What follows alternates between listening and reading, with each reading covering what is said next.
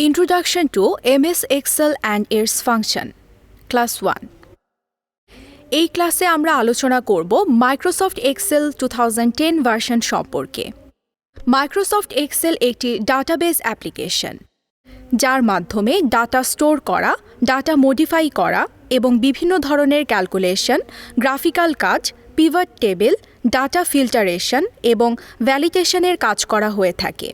Microsoft Excel on করার জন্য প্রথমে হোম বারে গিয়ে এক্সেল সার্চ দেব। সার্চ দেওয়ার পর মাইক্রোসফট এক্সেল সাজেশনস দেখাবে, সেখানে আমরা ক্লিক করলে অন হয়ে যাবে। অন হয়ে যাওয়ার পর আমরা এরকম একটা ইন্টারফেস দেখতে পাব। এই ইন্টারফেস থেকে নিউ অপশনে ক্লিক করে একটি নতুন টেমপ্লেট নিতে পারি। এটি হচ্ছে ব্ল্যাঙ্ক টেমপ্লেট অথবা Ctrl+N প্রেস করেও নতুন ওয়ার্কশিট নিতে পারি।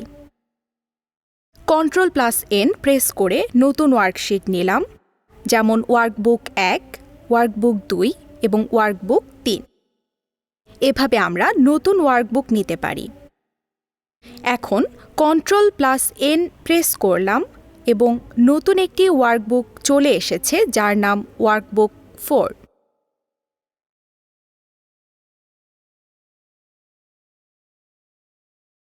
ফাইল বারে নিউ অপশনে দেখতে পাচ্ছি রিসেন্ট টেমপ্লেট, স্যাম্পল টেমপ্লেট, মাই টেমপ্লেট, নিউ ফর্ম, এক্সিটিং এবং অফিস টেমপ্লেট এর মধ্যে বিভিন্ন ধরনের ফরমেশন রয়েছে, যা থেকে রেডিমেড কিছু টেমপ্লেট পাবো এবং তা ব্যবহার করে ইনফরমেশন দিয়ে কাজ করতে অনেক সুবিধা হয়।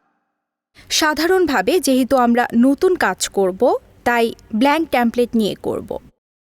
ব্ল্যাঙ্ক টেমপ্লেট অন করার পর ইন্টারফেসে যে অপশন থাকবে, উপরের এগুলো হলো ট্যাব নামে পরিচিত এবং লম্বা অংশটিকে বলা হয় রিবন।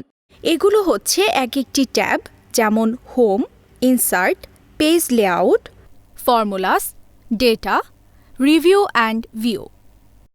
আর এই ট্যাবের ভেতরে থাকবে রিবন এবং রিবনগুলো গঠিত অনেকগুলো গ্রুপের মাধ্যমে, যেমন হোম রিবন গঠিত clipboard group, font group, alignment group, number group, stylish group, cells group এবং এডিটিং গ্রুপ। এই গ্রুপগুলো মিলে রিবন গঠিত। এখানে ছোট আরেকটি অপশন দেখতে পাচ্ছি। এখন যদি আমরা ক্লিক করি, তাহলে এই ক্লিপবোর্ডের আরও ফার্দার অংশ আমরা দেখতে পাব। এখানে শর্টকাট অপশনও দেখতে পারি। ফন্টের ডায়ালগ বক্সে যদি ক্লিক করি, তাহলে ফন্টের যে গ্রুপ তার থেকে আরও বেশি অপশন আমরা পাই। কাস্টমাইজ করে নেওয়ার জন্য আরও ইফেক্ট সহ আরও বেশি অপশনগুলো দেখতে পাই। সাধারণত এই অ্যালাইনমেন্ট অপশনগুলো যদি প্রপারলি দিতে না পারে, স্পেসে বা জায়গায় না হয়, তখন এই অপশনে ক্লিক করে অপশন অ্যাড করার জন্য এই ছোট ডায়ালগ বক্সটি দেয়। এখানে যেসব গ্রুপের নিচে ছোট এই চিহ্ন আছে, তাহলে দেখলে বুঝতে পারবো এখানে আরও বেশি অপশন আছে, বা যা আরও বেশি কাস্টমাইজ করে কাজ করার জন্য এখানে অপশন আছে। যেমন এই নাম্বারের নিচে ডায়ালগ বক্সে আছে, সেখানে ক্লিক করলে আমরা আরও বেশি অপশন দেখতে পাচ্ছি, যেমন general, currency, data, date, time, percents, function, এরকম আরও অনেক অপশন রয়েছে। আবার নাম্বারিংয়ের ক্ষেত্রে alignment, font, border, fill, protection এর প্রত্যেকের ক্ষেত্রে আমরা আরও বেশি অপশনগুলো পাচ্ছি। এই হচ্ছে হোম ট্যাবের রিবন এবং হোম রিবনের গ্রুপগুলো। এই গ্রুপের পরে আছে ইনসার্ট ট্যাব। ইনসার্ট ট্যাবের রিবনের গ্রুপগুলো হলো table, illustrations, charts, sparking, filter, link, text, symbols. এই গ্রুপগুলো নিয়ে ইনসার্ট ট্যাব গঠিত। পেজ লেআউট ট্যাবের রিবনে যে গ্রুপগুলো আছে, themes, page setup, scale to fit, sheet options and arrange. Formulas ট্যাবটির ফর্মুলার জন্য auto sum, financial, logical, text, date and time, lookup and reference, math function, more functions.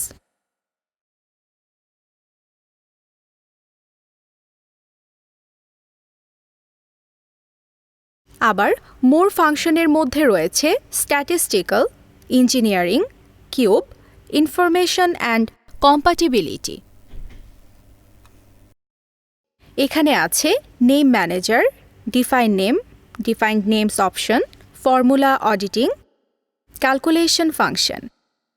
এই ফাংশনগুলোর মাধ্যমে মাইক্রোসফট এক্সেলে data analysis, data add, information add সহজেই করা যায়।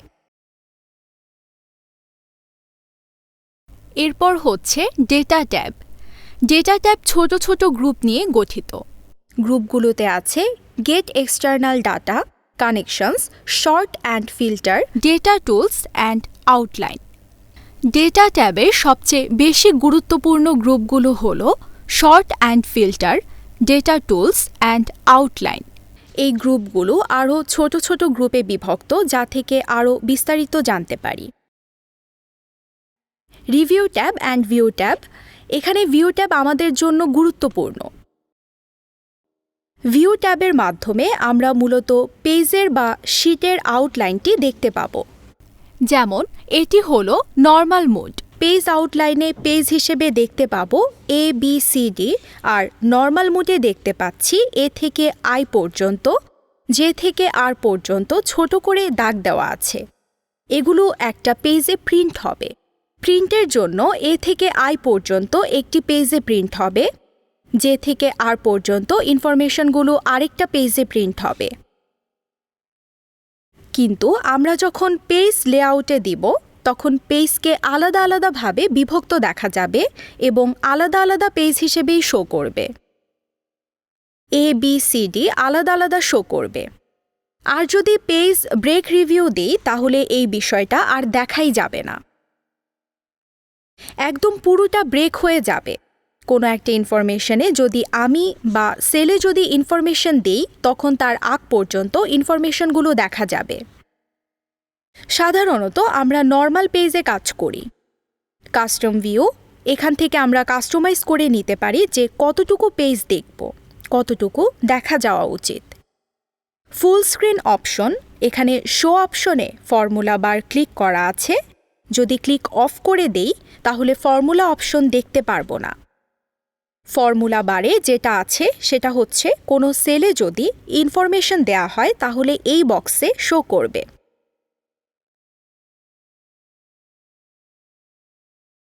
যেমন এখন যদি সেলে ম্যাথমেটিক্স লিখি, তাহলে ফর্মুলা বক্সে তা শো করছে, আর প্রতিটা সেলের যে নাম থাকে তা পাশের বক্সে শো করছে।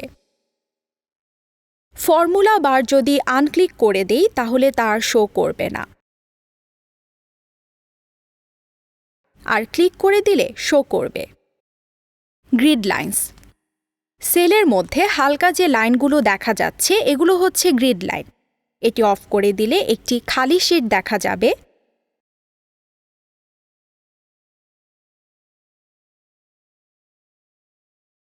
হেডিংসে যদি আনক্লিক করে দেই, তাহলে যে হেডিংগুলো আর শো করবে না। এই যে আউটলাইনগুলো আছে বা গাইডলাইন দিচ্ছে, তা চলে যাবে। এটার জন্য কাজের অনেক সুবিধা আছে, আবার অসুবিধাও আছে।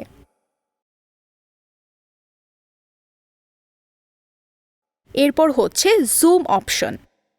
এখানে আমাদের পেজ কতটুকু জুম দেখতে চাইছি তা সিলেক্ট করা হয়। বর্তমানে আমাদের পেজ 100% রয়েছে। এখন আমরা জুম ক্লিক করে ম্যাগনিফিকেশন করে নিতে পারবো। আবার 200% দেওয়ার পর তাই শো করছে। আবার 100% দেওয়ার পর আগের ন্যায় শো করছে। আবার ক্লিক করে যদি 75% করে দেই, তাহলে 75%ই শো করছে। এখানে আবার কাস্টমস করেও জুম করে নিতে পারবো। যেমন 123% বা 83% নিজের প্রয়োজন অনুসারে কাস্টমাইজ করে নিতে পারি। আমরা 100% জুম নিয়ে কাজ করব। জুম টু সিলেকশন ক্লিক করলে যে সেলটি সিলেক্ট করা থাকবে, তা 400% জুম হয়ে শো করবে।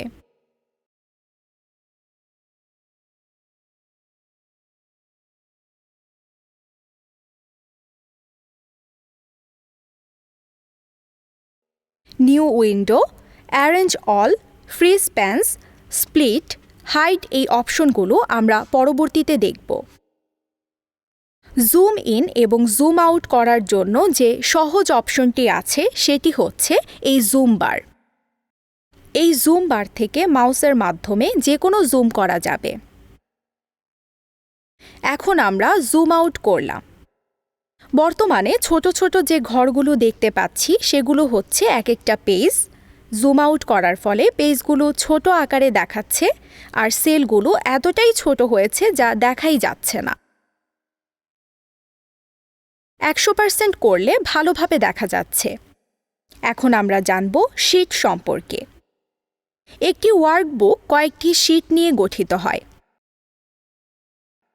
একটি শীট থাকতে পারে, আবার একাধিক শীটও থাকতে পারে। 5টা, 10টা, 15টা প্রয়োজন অনুসারে। শীটগুলো পছন্দ মতো রিনেম করা যায়, ডিলিট করা যায়, মুভ করা যায়। View code, protect, tab colour করা যায়। যেমন শীট 2 চাইলে ডিলিট করে দিতে পারি, চাইলে 1 এবং 3 নম্বর শীটের মাঝখানে নতুন শীট ইনসার্ট করতে পারি, বা chart, MS Excel, macro or MS Excel dialog insert করতে পারি।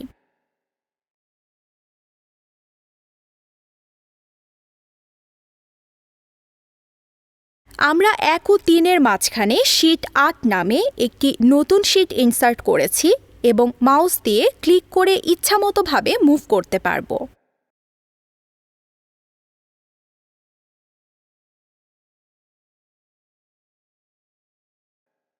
এখানে যদি একটি রাইট বাটন ক্লিক করি তাহলে একটি ডায়লগ বক্স আসবে এবং দেখতে পারব প্রত্যেকটা শীট সিরিয়াল অনুসারে সাজানো আছে।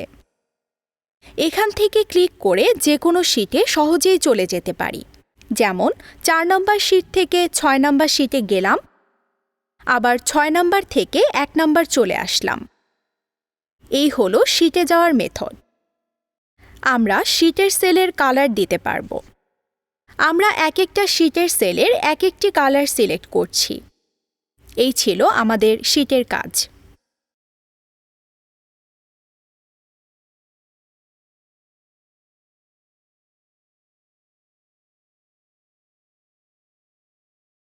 এক্সেল রো এবং কলাম নিয়ে গঠিত। কলাম DEF GH এবং রো 1 2 3 4 5 6 7।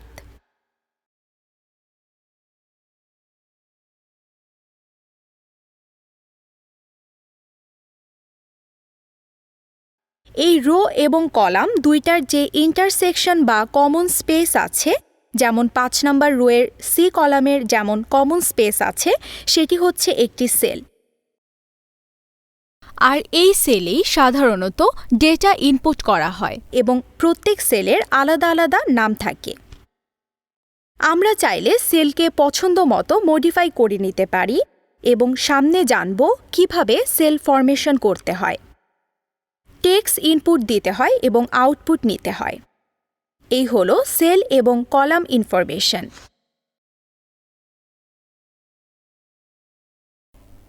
এখন আমরা জানব কুইক অ্যাক্সেস টুলবার সম্পর্কে। কুইক অ্যাক্সেস বারে কয়েকটি অপশন দেওয়া আছে: by default, undo, redo, save এবং নিউ। আমরা জানি নিউ ওয়ার্কশিট কিভাবে নিতে হয়। Ctrl+N প্রেস করলে নতুন ওয়ার্কশিট চলে আসে। আমরা যদি কোনো ডেটা ইনপুট দেওয়ার পর, যেমন পরীক্ষার জন্য 3টি বিষয়, বাংলা, ইংলিশ এবং ম্যাথ, এই 3টি বিষয়ের জন্য ইনফরমেশন দেওয়া আছে। এখন যদি সংরক্ষণ করতে চাই তাহলে এই কুইক অ্যাক্সেস থেকে সেভ বাটন ক্লিক করে সংরক্ষণ হয়ে যাবে, অথবা Ctrl+S প্রেস করি, তাহলে সংরক্ষণ অপশন চলে আসবে।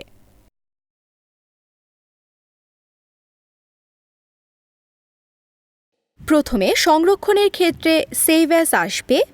এখান থেকে ফাইলের নাম পরিবর্তন বা ঠিক করে নিব। যেমন আমি ইন্ট্রোডাকশন নামে সংরক্ষণ করব এবং ফাইল লোকেশন ব্রাউজ করে নিব কোথায় সংরক্ষণ করব।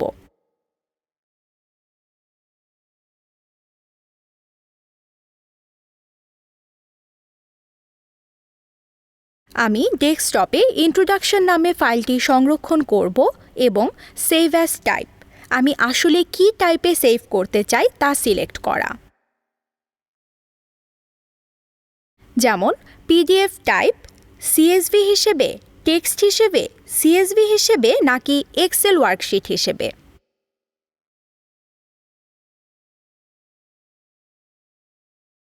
আমরা এক্সেল ওয়ার্কশিট হিসেবে সেভ করতে চাই, তাই এটি সিলেক্ট করে সেভ ক্লিক করব।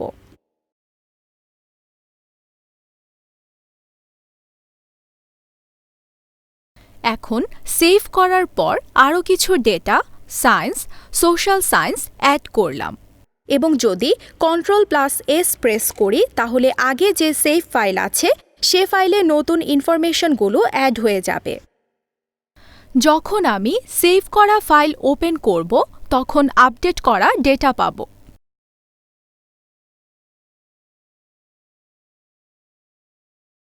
কিন্তু যদি আরও কিছু ডেটা, ফিজিক্স, কেমিস্ট্রি অ্যাড করার পর ফাইল অপশনে গিয়ে পুনরায় সেভ এস অপশনটি ক্লিক করি,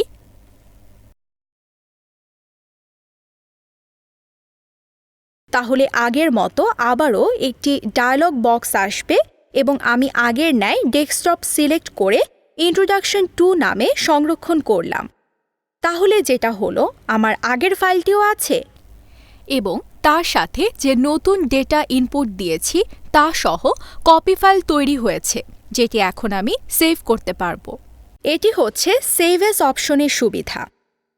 আগের কোনো ফাইল যদি এডিট করতে চাই তাহলে শুধুমাত্র ফাইলটি এডিট করার পর Ctrl+S প্রেস করি, তাহলে আগের ফাইলের সাথে সংরক্ষণ হয়ে যাবে। আর যদি নতুন ইনফরমেশন দেওয়ার পর নতুন আরেকটি ফাইল তৈরি করতে চাই তখন সেভ এস অপশনে গিয়ে নতুন ফাইল তৈরি করতে পারব, নতুন দেওয়া ইনফরমেশন সহ।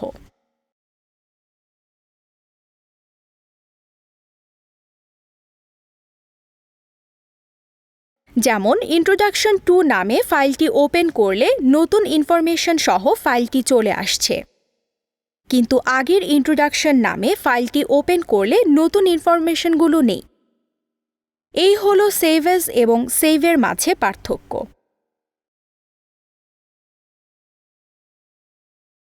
তাছাড়া আর যা জানা দরকার, এক্সেস বারের রিডু এবং আনডু। যেমন এখানে গুড একটি ওয়ার্ড লিখলাম, এই ওয়ার্ড লেখার পর যদি আনডু আইকনে বা Ctrl+Z প্রেস করলে লেখা চলে আসবে, আবার রিডু অপশনে ক্লিক করি তাহলে লেখাটি চলে আসবে।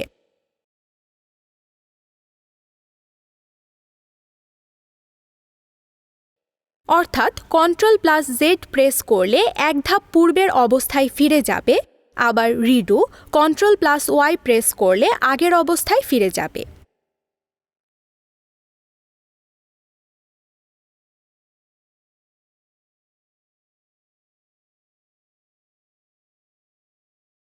একইভাবে 1, 2 লেখার পর Ctrl+Z প্রেস করি তাহলে 2 চলে গিয়ে একটা ধাপ আগে চলে যাবে।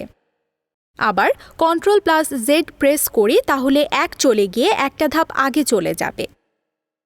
এখন যদি Ctrl+Y প্রেস করলে তাহলে একটা ধাপ সামনে চলে এসে 1 চলে আসবে এবং আবার যদি Ctrl+Y প্রেস করি তাহলে 2 চলে আসবে।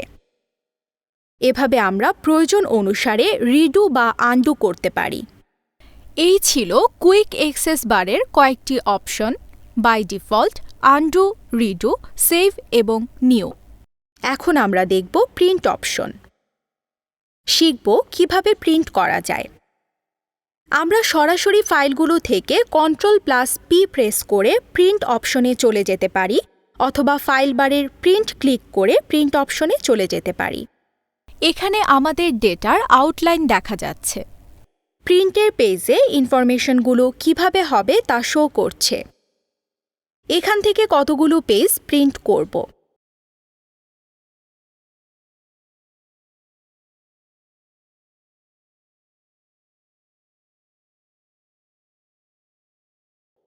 প্রথমে আমাদের সিলেক্ট করতে হবে কোন প্রিন্টার দিয়ে প্রিন্ট দিব।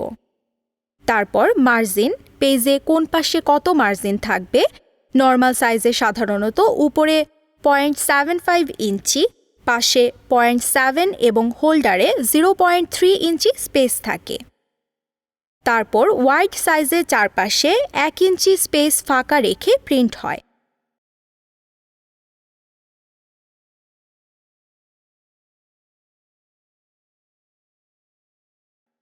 এরপর ন্যারো যে অপশন আছে উপরে নিচে 0.75 ইঞ্চি, পাশে 0.25 ইঞ্চি স্পেস রেখে প্রিন্ট করে।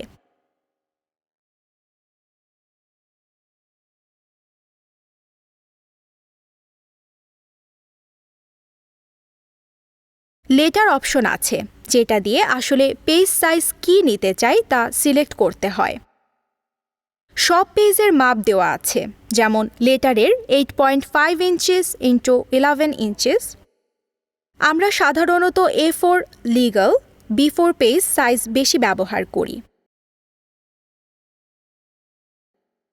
বাহিরের ডিফল্ট যে অপশন আছে তাছাড়া মোর পেপার সাইজেস অপশনে আরও অনেক ফার্দার অপশন আছে, যেখান থেকে পেজ, মার্জিন, হেডার ও ফুটার এবং শিট প্রত্যেকটি জিনিস আরও ভালোভাবে কাস্টমাইজ করে নিতে পারব। পছন্দ মতো মার্জিন সাইজ নিতে পারি, যেমন রাইট যদি বাড়ায় বা কমায় তাহলে দেখতে পাবো কি পরিবর্তন হচ্ছে। এখানে রাইট মানে এই দাগটার মাধ্যমে বুঝতে পারি মার্জিন কোথায় থাকবে।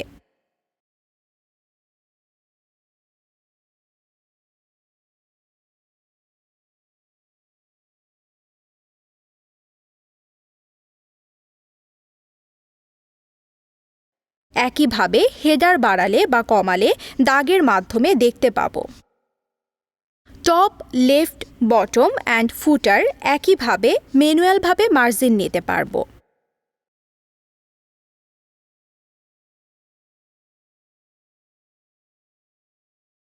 পেজও আমরা কাস্টমাইজ করে নিতে পারি। পোর্ট্রেট বলতে বোঝায় সাধারণভাবে আমরা যা দেখি এবং ল্যান্ডস্কেপ হচ্ছে আড়াআড়ি। চাহিদা অনুযায়ী আমরা এখান থেকে সিলেক্ট করে নিতে পারব। এই ছিল পেজ অপশন এবং প্রিন্ট অপশন।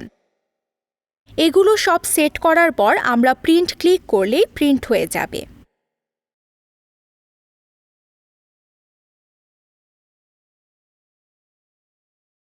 প্রিন্ট দেওয়ার পর সর্বশেষ যে অপশনটি থাকে তা হলো এক্সিট। এক্সিট অপশনে ক্লিক করার পর একটি উইজার বক্স আসবে। Do you want to save the changes you made to introduction.xlsx? সর্বশেষ যে ইনফরমেশন দিয়েছি সেগুলো সেভ করে কেটে দিতে চাই, নাকি নতুন ইনফরমেশন দিয়েছি তা বাদ দিয়ে সেভ করে কেটে দিতে চাই। আমি যদি সেভ অপশনে ক্লিক করি নতুন ইনফরমেশন সহ সেভ হয়ে যাবে। যদি ডোন্ট সেভ অপশনে ক্লিক করি নতুন ইনফরমেশন বাদে সেভ হয়ে যাবে।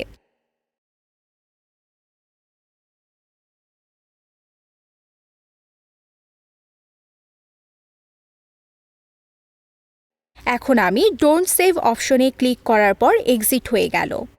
এই ক্লাসে আপনাদের সাথে সংক্ষিপ্তভাবে মাইক্রোসফট এক্সেলের যে অপশনগুলো নিয়ে আলোচনা করেছি তা হলো কিভাবে এমএস এক্সেলে নতুন শিট অ্যাড করতে হয়, কিভাবে শিট সেভ করতে হয় এবং এর বিভিন্ন মেথড সম্পর্কে। পরবর্তী ক্লাসগুলোতে আপনাদের সাথে মাইক্রোসফট এক্সেলের বাকি অপশনগুলো নিয়ে বিস্তারিতভাবে আলোচনা করব।